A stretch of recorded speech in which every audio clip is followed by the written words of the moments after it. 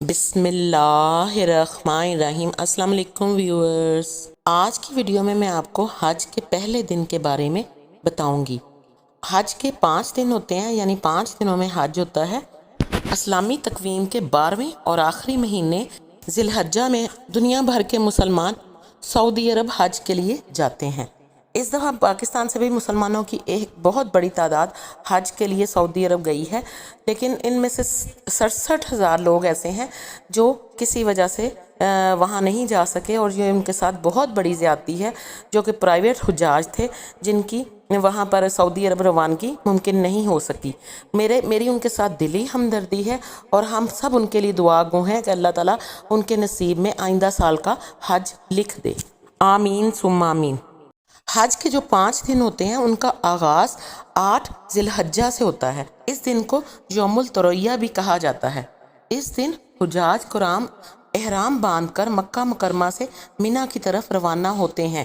چونکہ آج کل سعودی عربیہ میں بہت زیادہ رش ہوتا ہے حاجیوں کی وجہ سے، اس لیے 7 ذی الحجہ کو بھی بعض اوقات حاجیوں کو مینا کی طرف روانہ کر دیا جاتا ہے۔ اس سلسلے میں آپ کو کوئی اعتراض کرنے کی ضرورت نہیں ہے، اس میں کوئی حرج نہیں ہے، اور ایسی صورت میں بھی حاجی کو حج کا احرام باندھ کر مینا جانا چاہیے اور وہاں اسی طرح عبادت میں مشغول رہنا چاہیے جیسے کہ وہ پہلے کر رہے ہیں۔ ایسا انتظامی امور کی وجہ سے کیا جاتا ہے تاکہ کسی قسم کی بھگدڑ یا رش کی صورتحال پیدا نہ ہو۔ حج کے پہلے دن کے جو کام ہیں ان میں سے سب سے اہم کام یہ ہے کہ احرام باندھنا۔ حج کے پہلے دن کی سب سے اہم عبادت احرام باندھنا ہے۔ اگر کوئی شخص بیرون ملک سے آیا ہو اور عمرے کا ارادہ کر چکا ہو تو 8 ذی الحجہ کی صبح حج کا احرام باندھنا ہے، اور اگر کوئی شخص حج قران یا حج افراد کر رہا ہے تو وہ پہلے سے حالت احرام میں ہوگا۔ میں نے حج کی اقسام پر بھی ایک ویڈیو بنائی ہے جس کا لنک اوپر رائٹ سائڈ پر آ رہا ہے، اس کو آپ کلک کر کے حج قران اور حج افراد کی تفصیل کے بارے میں جان سکتے ہیں۔ اس کے بعد آپ نے غسل کرنا ہے یا وضو کرنا ہے۔ غسل کرنا تو سنت ہے، اور سب سے پہلے بہتر یہی ہے کہ آپ غسل کر لیں، لیکن اگر غسل ممکن نہ ہو تو کم از کم وضو کر لینا چاہیے۔ اس کے بعد آپ نے 2 رکعت نفل نماز احرام کی نیت کرنی ہے اور 2 رکعت نماز نفل ادا کرنی ہے۔ اس کے بعد دل میں حج کی نیت کی جاتی ہے، اور اس میں عربی کی نیت بھی کی جا سکتی ہے، اور یا اردو میں یوں بھی کہا جا سکتا ہے کہ یا اللہ میں حج کی نیت کرتا ہوں، اسے میرے لیے آسان فرما اور قبول فرما۔ حج کی نیت کرنے کے بعد مرد حضرات بلند آواز سے اور خواتین آہستہ آواز سے تلبیہ پڑھیں گے۔ تلبیہ پڑھنے سے احرام کی پابندیاں شروع ہو جاتی ہیں۔ احرام کی پابندیوں میں یہ ہے کہ احرام باندھنے کے بعد حاجی پر کچھ چیزیں حرام ہو جاتی ہیں، جیسے ناخن یا بال کاٹنا، خوشبو لگانا، جھگڑا کرنا، بیوی سے قربت اور فحش گفتگو۔ مردوں کے لیے اس کے علاوہ سلے ہوئے کپڑے یا بند جوتا پہننا یا سر ڈھانپنا بھی منع ہے، لہٰذا حاجی کو ان تمام چیزوں سے بچنا لازمی ہو جاتا ہے۔ اس کے بعد مکہ مکرمہ سے مینا کی طرف روانگی کا مرحلہ آتا ہے۔ احرام باندھنے کے بعد حاجی صبح یا دوپہر کے وقت مینا کی طرف روانہ ہوتے ہیں۔ جیسا کہ میں پہلے آپ کو بتا چکی ہوں کہ بعض اوقات 7 ذی الحجہ کی رات کو ہی مینا کی طرف روانہ کر دیا جاتا ہے۔ بسیز آپ کے ہوٹل کے گیٹ پر آ جاتی ہیں جو کہ آپ کو مینا کے کیمپس کی طرف لے جاتی ہیں۔ مینا مکہ مکرمہ سے تقریباً 8 کلومیٹر کے فاصلے پر واقع ہے۔ مینا میں پہنچ کر حاجی وہاں ظہر، عصر، مغرب، عشاء اور اگلے دن کی فجر کی نماز ادا کرتے ہیں۔ یہ تمام نمازیں اپنے وقت پر پڑھنا مسنون ہے۔ اگر حاجی مسافر ہیں تو قصر کریں گے، اور اگر مقیم ہیں تو پوری نماز پڑھیں گے۔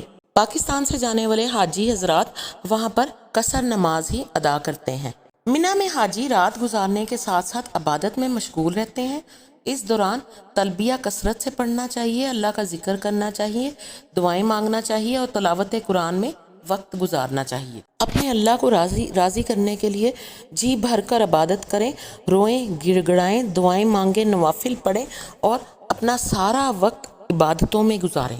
مینا میں قیام کے دوران حاجیوں کو چاہیے کہ لڑائی جھگڑے، فضول باتوں، گالم گلوچ اور دنیاوی مشاغل سے بچیں، تاکہ دل مکمل طور پر اللہ تعالیٰ کی طرف متوجہ رہے۔ دیکھا جاتا ہے کہ وہاں جا کر بھی لوگ آپس میں لڑنا جھگڑنا شروع کر دیتے ہیں، کھانے کے مسائل، چائے کے مسائل، بستر کے مسائل، یا پھر جو آپ کی وہاں اکوموڈیشن آپ کو گدے دیے جاتے ہیں یا تکیے دیے جاتے ہیں، یا اگر آپ کا جس بھی کیٹیگری میں آپ کی رہائش ہے اس میں آپ صبر کریں۔ حج صبر کرنے کا نام ہے۔ آپ کو ایک جسمانی مشقت کو بھی فیس کرنا ہے، یعنی کہ روحانی تو آپ کی ہے ہی تربیت، اس کے ساتھ ساتھ آپ کو جسمانی مشقت کا بھی سامنا کرنا پڑتا ہے۔ حج روحانی کے ساتھ ساتھ جسمانی محنت کا بھی کام ہے۔ آپ کو اپنی صحت کا پورا خیال رکھنا ہے، اپنے کھانے پینے کا خیال رکھنا ہے۔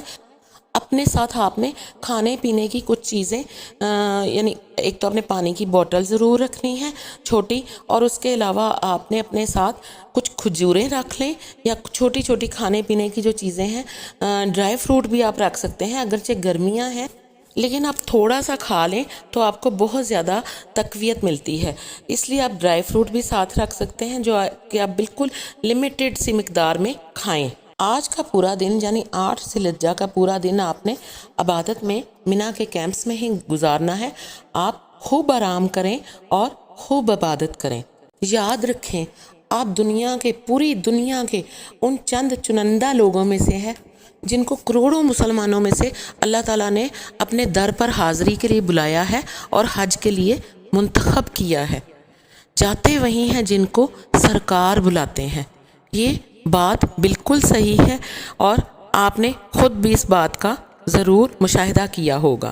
اللہ تعالیٰ آپ سب کے سفر حج کو آسان بنائے۔ آپ جتنی دیر وہاں پر قیام پذیر ہیں خیر و عافیت سے رہیں۔ اپنی صحت کا بہت خیال رکھیے گا کیونکہ آپ یہاں سے بہت بڑی رقم ادا کر کے حج کے لیے گئے ہیں، اور اب آپ نے وہاں پر جا کر اپنے کھانے پینے میں قطعاً بخل سے کام نہیں لینا، اور اگر آپ کو خدا نخواستہ ہوٹل سے یا سرکاری اسکیم سے یا آپ کو کھانا وغیرہ پسند نہیں آتا یا آپ کی مرضی کے مطابق نہیں آتا تو آپ باہر سے بھی فروٹ خرید کر کھائیں، اور اپنی صحت کی طرف آپ نے خاص طور پر توجہ رکھنی ہے، کیونکہ اگر آپ کی صحت صحیح ہوگی تبھی آپ حج کا فریضہ صحیح طرح سے ادا کر سکیں گے۔ اپنی پانی کی بوتل میں ORS کا ساشے بھی اگر چاہیں تو مکس کر لیں تاکہ آپ کو کسی قسم کی پانی کی کمی نہ ہو۔ مینا میں قیام کے دوران اپنے ساتھ جو آپ کے خیمے کے دوسرے اصحاب ہیں جو خواتین ہیں ان کے ساتھ مل جل کر رہیں، ان کا خیال رکھیں۔ اگر ان میں سے کوئی بیمار ہے یا عمر رسیدہ ہے تو ان کے ہاتھ پاؤں دبانے میں کوئی حرج نہیں ہے۔ انسانیت کی خدمت سب سے افضل ہے۔